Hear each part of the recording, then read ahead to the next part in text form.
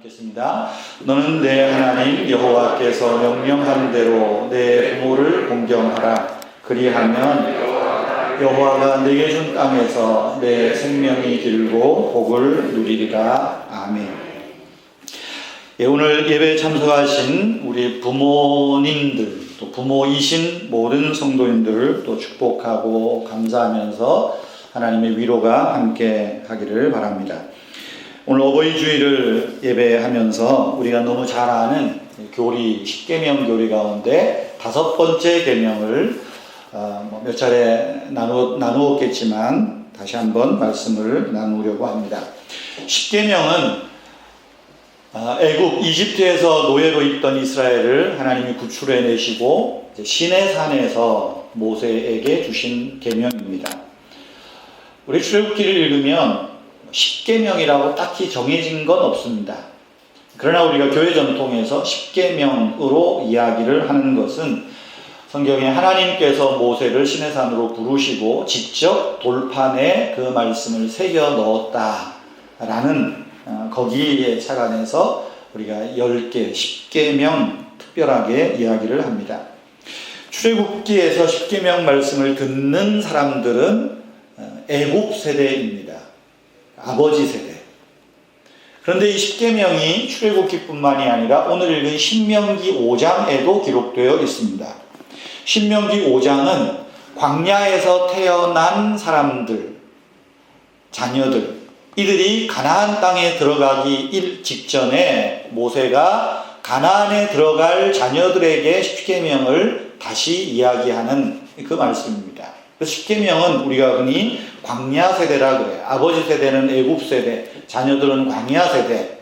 그 광야 세대에게, 가나안에 들어갈 자녀들에게 십계명을 다시 가르칩니다. 출애굽기에 나오는 5번째 계명은 내 부모를 공경하라. 그리하면 내 하나님 여호와께서 네게 준 땅에서 네 생명이 길리라. 이렇게 되어 있습니다. 신명기에는 이 말씀이 아까도 읽었지만 조금 더 강조점의 차이가 있습니다. 그것은 내 하나님 여호와의 명령이라는 것에 강조가 있습니다.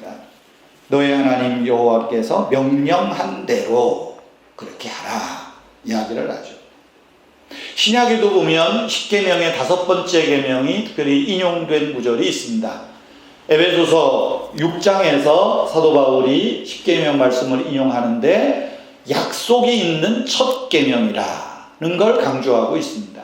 십계명의 출애굽기에는 내 생명이 길리라, 신명기에는 네가 복을 받고 땅에서 오래 살리라. 이것을 약속이라는 관점에서 신약은 강조하고 있습니다. 여러분, 이런 5계명이 5번째 계명이 우리에게 주시는 교훈이 뭘까요? 오늘 어버이 주일에 우리 부모님들도 들어야 되고 자녀된 모든 사람들이 함께 들어야 될 말씀이라고 생각을 합니다. 제5계명이 우리에게 주시는 교훈 첫째는 부모의 지위는 세상의 어떤 지위보다 특별하고 우월하다 하는 교훈입니다. 하나님은 우리에게 내 부모를 사랑하라고 말씀하지 않고 공경하라 그렇게 말씀합니다. 공경하라는 말은 지위를 강조하는 말이에요. 지위, 위치를 이야기하는 겁니다. 공경하라는 말의 의미는 공손히 받들어 모셔라, 국어사전적으로 그러죠. 존중히 여겨라, 순종하라, 이렇게 뜻풀이를 하고 있습니다. 그런데 성경 원문의 히브리어에서 공경하라는 말은 조금 강조가 다릅니다. 무겁게 여기라 하는 말이에요. 내 부모를 무겁게 여기라. 이것이 부모 사랑의, 부모 순종의 첫걸음이라고 하는 거예요. 공경하라는 말은 단순히 친절한 말로, 공손한 말로 부모님을 대하고 말 잘 들어라 이런 의도가 아닙니다. 무겁게 여기라는 말, 공경하라는 말은 마음과 정성을 다하여 부모님을 대하라는 거예요. 어디서 많이 들어본 말 같지 않아요? 내 마음과 뜻과 정성을 다하여 내 하나님 여호와를 사랑하고 그 맥락에서 말씀하는 거예요. 부모를 공경하라는 말은 어떤 지위예요? 이 땅의 부모는 하나님 다음 위치에 있다는 거예요. 하나님 다음 위치. 그래서 종교개혁자 마르틴 루터는 이야기하기를 지상에 있는 부모는 하나님의 대리자라, 그 얘기를 했어요. 대리자예요. 그래서 부모님을 통해서 하나님이 아버지 같은 어떤 엄숙함이라고 할 수도 있고요, 어머니 같은 사랑도 부모를 통해서 배우게 하는 거예요. 그래서 하나님의 대리자라 그렇게 말했습니다. 부모의 인품을 이야기하는 게 아닙니다. 부모의 능력을 따라서 공경하라는 게 아니에요. 부모의 지위는 하나님이 세우신 지위라는 거예요. 그래서 무겁게 여겨라 말씀하는 것입니다. 두 번째로 제5계명이 주는 교훈은 뭐예요? 이 부모 공경의 계명은 하나님의 명령이라는 거예요. 하나님이 명령하셨다 하는 말입니다.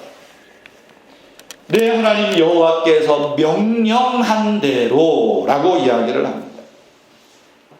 동서고금을 막론하고 부모 공경은 인간 사회에서 가장 기본적인 덕목이고 윤리이고 도덕입니다.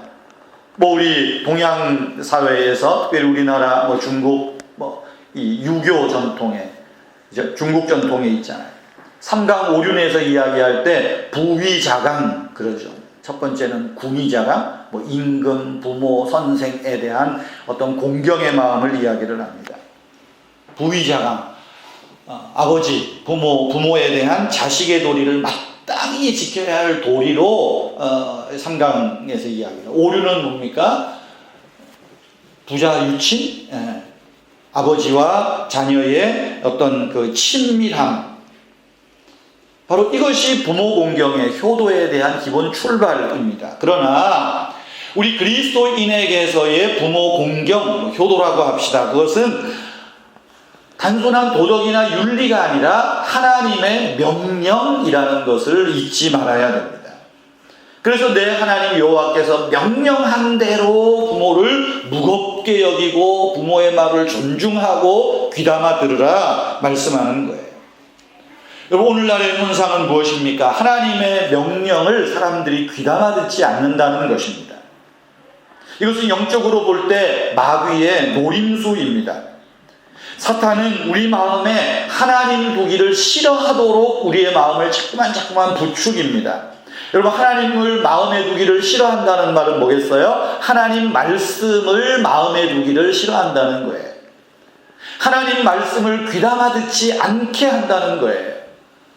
로마서 1장 29절 이하에 보면 바울이 말하죠. 저들이 하나님을 그 마음에 두기를 싫어하네. 이것이 오늘날 타락한 우리 인간 세상의 모습이에요.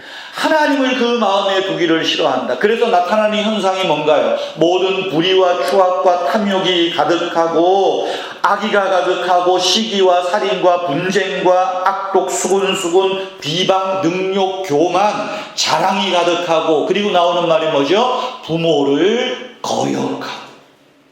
부모 거역이 어디에서 출발하는가? 하나님을 그 마음에 두기를 싫어하는 결과예요.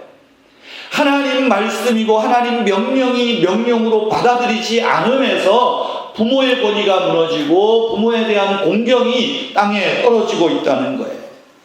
디모데후서 3장 1절에서 5절 말씀에 보면 사도 바울이 또다시 이야기를 해요. 말세에 고통하는 때가 이르르니, 말세에 나타나는 현상을 이야기를 하면서 사람들이 자기를 사랑하고 돈을 사랑하고 교만하고 비방하고 무정하고 무자비하고 그러면서 나오는 말 중에 하나가 또 뭐냐 하면 부모를 거역하고.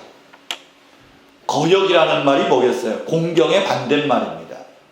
부모를 가볍게 여기는 거예요. 부모를 가볍게 여기는 거예요. 가볍게 여기면 말을 귀 기울이 안 들어요. 여러분, 삼강오륜이 무너져서 부모의 권위가 무너진 것이 아니라 하나님 명령을 거역하고 하나님을 마음에 두기 싫어한 결과입니다. 부모인 우리들도 하나님 명령을 마음에 두기를 싫어하니 나도 모르게 부모의 권위가 무너졌고요. 자녀들은 부모를 하나님 대리자로 인정하고 받아들이지 않아요. 그러므로 성도들은 자녀들에게 제5계명이 얼마나 크고 귀한 일인지, 제5계명에 순종하는 것이 얼마나 거룩한 일인지, 믿음의 일인지 어려서부터 가르쳐야 한다는 거예요. 부모 공경은 하나님 명령이고 하나님 말씀입니다. 오늘 이 설교를 들어야 될 대상은 누굴까요? 사실은 제가 오늘 초등부 예배에 가서 이 설교를 해야 마땅한 것 같아요. 어린이들이 들어야 되고 청소년들이 들어야 돼요. 죄송스러운 얘기지만 우리 여기 연세 높으신 어머니 권사님, 아버지 우리 장로님 교사님들은 뭐 오늘 이 얘기 뭐 나하고 상관이 있나 그럴지 모르겠어요.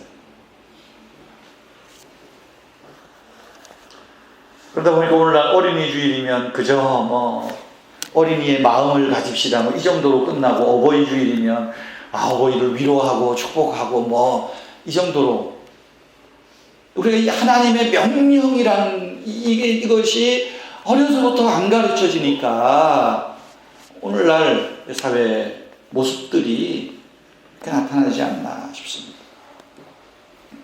세 번째로 제5계명이 주는 교훈은 뭡니까? 하나님의 약속으로 이끈다는 겁니다. 다시 말하면 제5계명은 하나님의 축복으로 우리를 이끄는 거예요. 여러분 복 받고 싶으세요? 다른 거 없습니다. 자녀들에게 부모 공경하는 것, 그 하나님 명령이야. 그러면 하나님이 복 주신다고 그랬어. 그거면 돼요. 돈 잘 벌고 싶으냐? 부모 잘 공경해. 우리가 하나님 말씀을 믿으면요, 그렇게 출발해야 되는 거예요.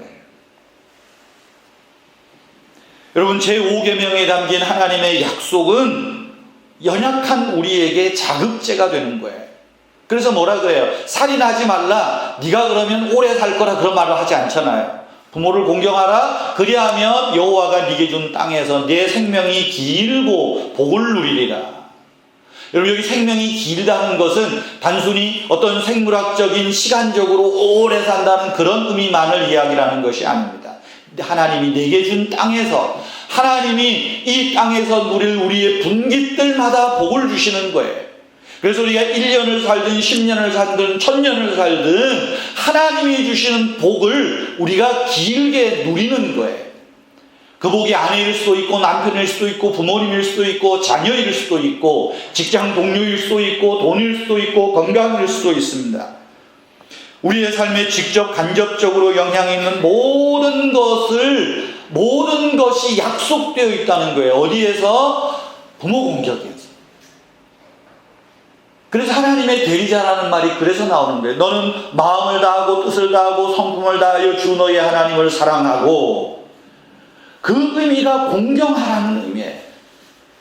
그렇게 부모를 공경하면 복을 받는다. 여러분, 자녀들 복 받기 원하시잖아요. 공부 잘해서 복 받는 게 아니라 부모 공경 잘해서 복 받는다. 이 하나님 명령이야.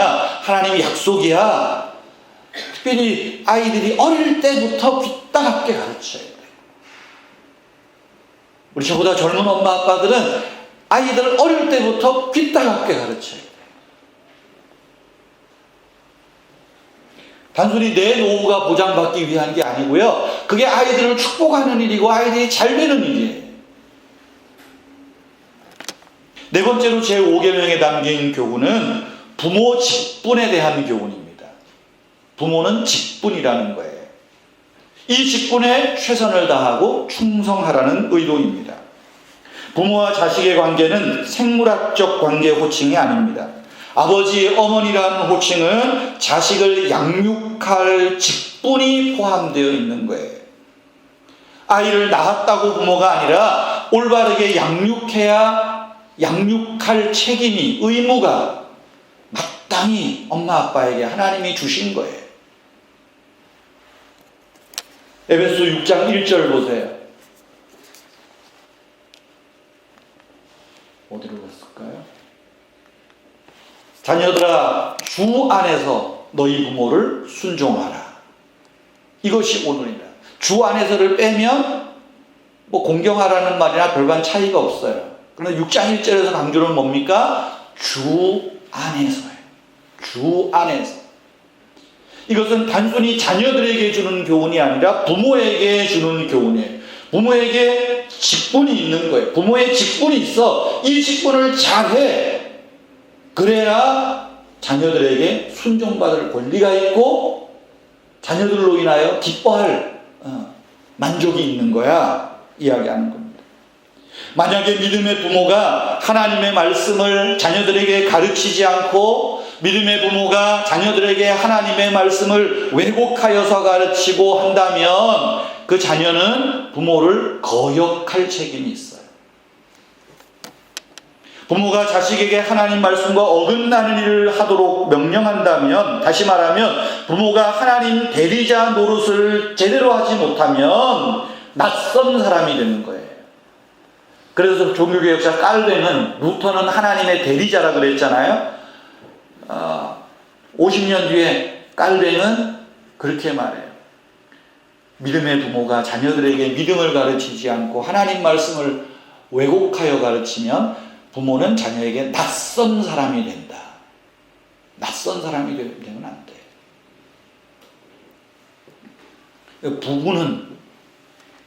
부부는 어떻게 보면 낯선 사람이 될 가능성이 많잖아요. 그러나 부모와 자녀는 그렇지 않잖아요. 소위 천륜이 맺었다 그러잖아요. 부부는 님이라는 글자에 점 하나 찍으면 얼마든지 남이 될 수 있습니다. 금요일, 토요일 밤 11시에 부부의 세계라는 드라마 혹시 보시나요? 그 부부의 애증의 관계가 그렇잖아요. 근데 자식은 안 그러잖아요. 자식이 엄마를 보는 마음, 또 엄마 아빠가 떨어져 이혼했지만 자식에 대한 마음. 물론 그 부부가 제대로 살고 있는 건 아니지만 관계가 그렇다는 겁니다. 관계. 낯선 사람이 되면 안 돼요. 특별히 믿음의 가정에서 부모가 낯선 사람이 되면 안 돼요. 그러므로 부모의 직분이라는 말은 뭡니까? 부모는 자녀를 훈계할 책임이 있고요. 가르쳐야 돼요. 잠언 22장 말씀, 마땅히 행할 길을 아이들에게 가르치라. 그리하면 늙어도 그것을 떠나지 아니하리라. 오늘날 우리는 자녀들 공부는 학교에 맡기고 신앙생활은 교회에 맡깁니다. 그러지 마세요. 부모에게 있는 거예요. 부모에게 있는 거예요. 오늘 제가 예배 전에 우리 묵상 기도하기 전에 의인의 아비는 크게 즐거울 것이요 지혜로운 자식을 낳는 자는, 지혜로운 자식을 내가 낳고 싶어서 낳나요? 그것은 양육에 대한 이야기예요. 양육에 대한 이야기.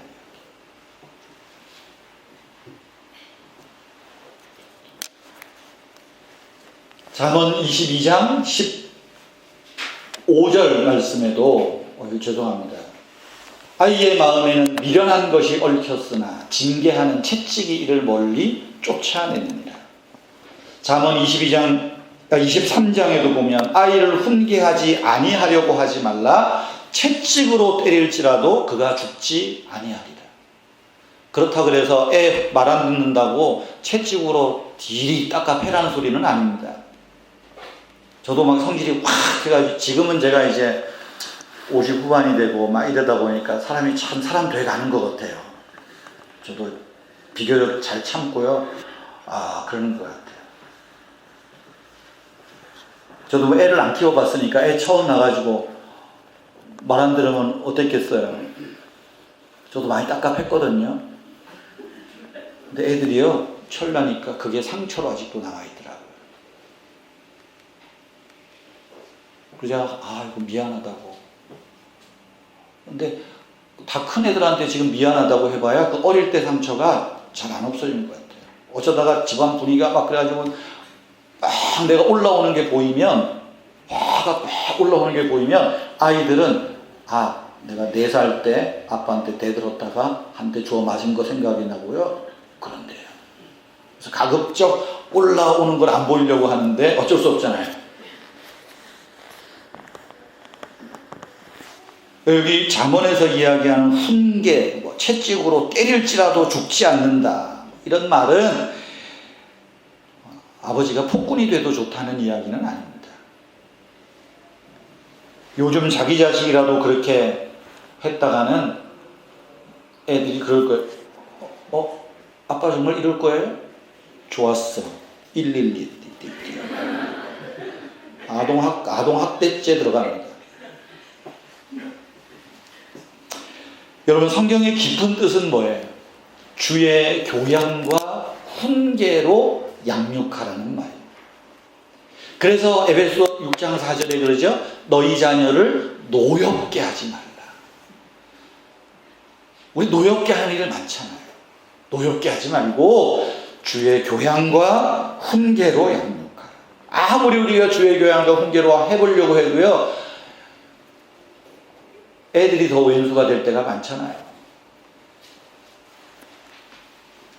여러분, 우리가 주의 교양과 훈계로 양육하고 징계하기 위해서는 먼저 부모인 저와 여러분이 하나님 아버지의 말씀을 귀담아 들어야 되고요, 하나님 아버지 말씀을 순종하는 모습이 자녀들에게 비추어져야 됩니다.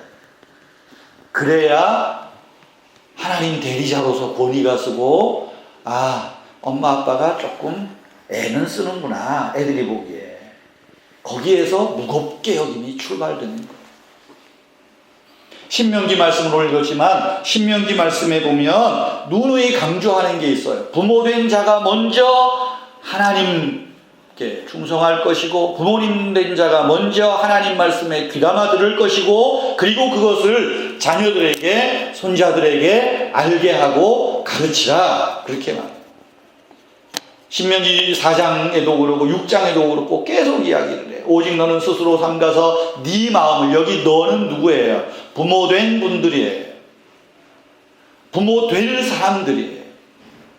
내 마음을 힘써 지키라. 그리하여 네가 눈으로 본 그 일을 잊어버리지 말라. 하나님이 나를 구원하시고 복 주시고 은혜 주신 것 잊어버리지 말라. 네가 생존하는 날 동안에 그 일들이 네 마음에서 떠나지 않도록 조심하라. 그리고 너는 그 일들을 네 아들과 내 손자들에게 알게 하라.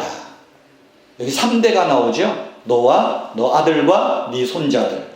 3대의 축복을 이야기하는 거예요.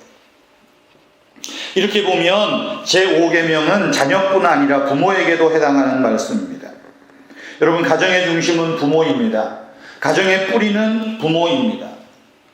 그러므로 우리 부모된 자가 이 부모의 직분을 잘 감당하기 위해서는 먼저 우리 자신이 하나님의 구원의 은혜를 잊지 말 것입니다.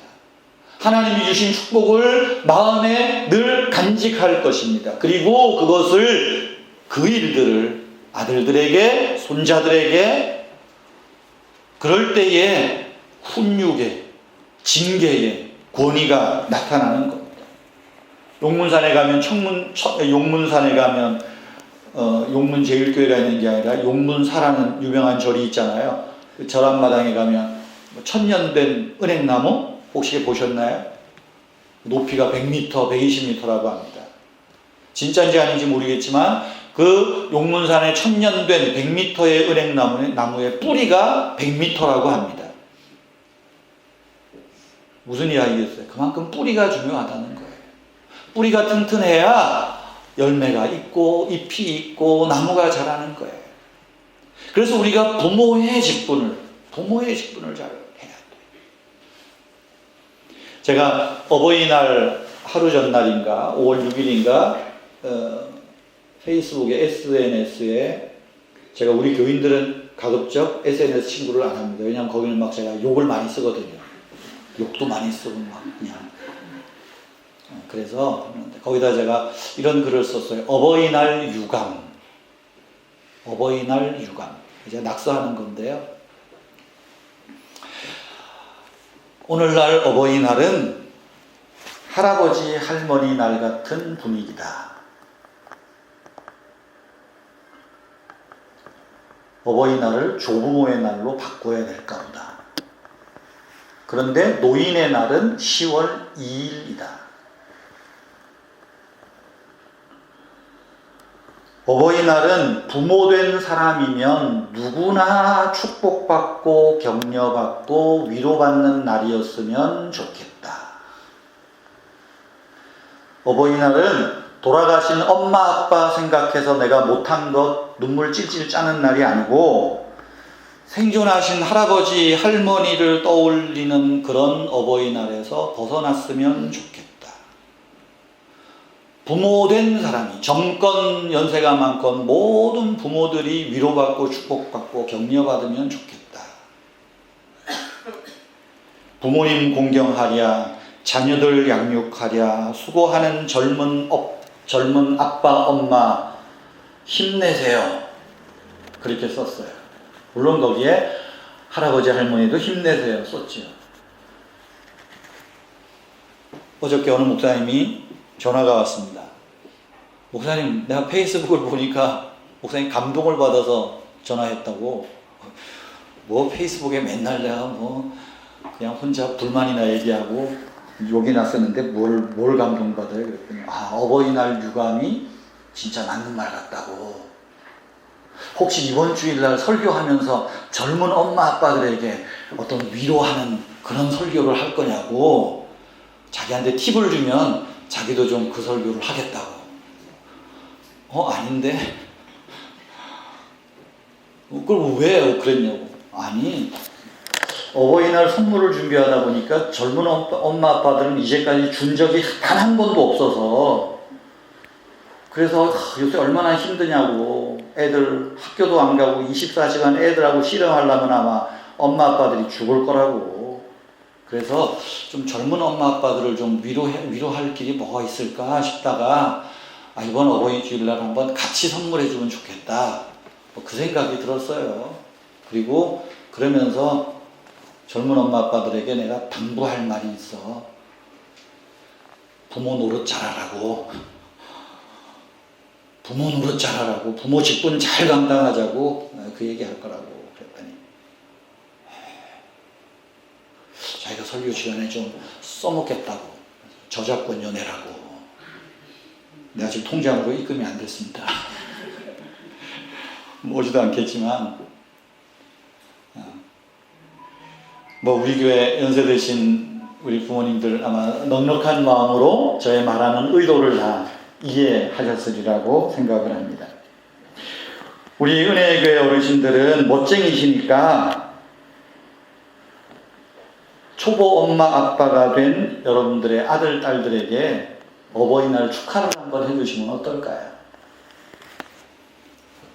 자녀들이 어버이날 축하합니다, 감사합니다 하는데 역으로 그래, 너도 엄마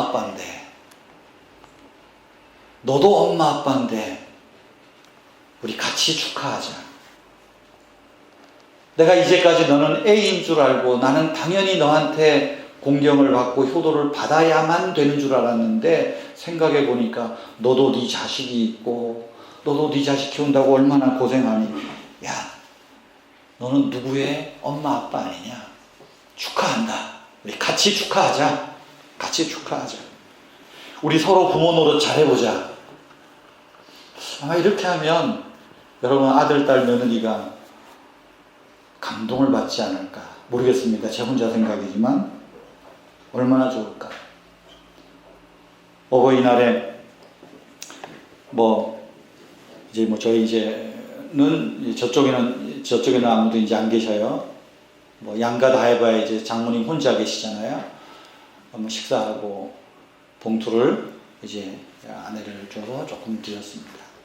아이고 밥도 잘 먹고 야 봉투까지 이렇게 하고 하면서 차 뒷자리에 앉아가지고 봉투를 보시더니 얼마를 빼더니 이왕이면 주려면 3명 다 줘야지. 야 이거 우리 며느님이 이거 하나씩 주라고. 작년보다는 이제 혼자니까 좀 많이 넣었을 거 아니에요? 주라고. 또 제 아내는 받으려고 그래. 그래서 받지 말라고. 어머니 주지 마. 걔네들이 오면 줘 그랬어요. 오면 줘. 오지도 않는 놈들 뭐하러 줘요? 그리고 어머니 쓰세요.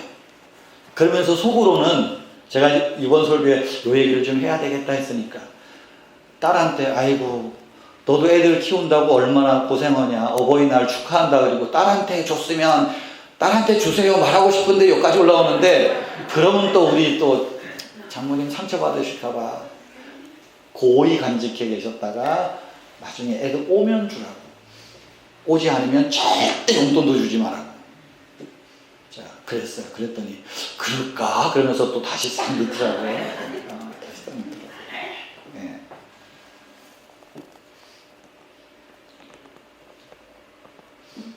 이런 말씀드리긴 그러지만 제가 우리 장로님께 들었습니다. 황군인 권사님이 노인 수당 연금 받는 거 모으셔가지고요 며느리들에게 1년에 다 모아뒀다가 며느리하고 딸에게 딱 그 얘기 듣고 와 역시 우리 황군인 권사님 멋쟁이라고 했어요. 멋쟁이. 얼마씩 오셨어요? 그랬더니 뭐 1년 모으니까 제법 되잖아요. 제법 돼요. 근데 4남 1녀시잖아요. 그러니까 또 딸은 또 빼면 안 될 것 같아가지고 똑같이 이렇게 하셨다고 장로님이 빳빳한 돈으로 준비해오라 그랬다고 장로님이 이렇게 봉투에 넣으시더라고요. 뭔 돈이에요? 그랬더니 그 말씀을 하세요. 아 멋쟁이시다. 저는 우리 은혜교회 어르신들이 이렇게 다 멋쟁이일 줄로 믿고 여러분 오늘 이제 어버이날은 지났지만 오늘 어버이 주일에 가셔서 야 어버이날 축하한다 야 우리 목사님이 축하하래 가서 한번 이야기하시고 위로하시고 격려하면 좋겠습니다. 성도 여러분 부모의 지위는 특별합니다. 이 땅에서 부모된 저와 여러분은 하나님의 대리자 지위에 있다는 것을 잊지 마십시오. 그러기에 자녀들은 부모를 공경하고 부모는 부모의 직분 부모의 역할 잘 감당하도록 노력하십시다. 부모 공경은 인간이 만들어낸 윤리나 도덕이 아니라 하나님의 명령인 것을 기억하십시오. 부모 공경, 하나님의 축복으로 하나님의 약속으로 이끄는 우리를 복된 인생 만들게 하는 하나님의 약속이 있음을 우리가 기억하시고 부모 되신 분들은 부모의 역할 잘 감당하고 자녀된 또한 우리들은 부모님을 하나님 명령에 따라서 믿음으로 순종해가는 저와 여러분 되기를 주님의 이름으로 축복합니다. 우리 찬송 488장입니다.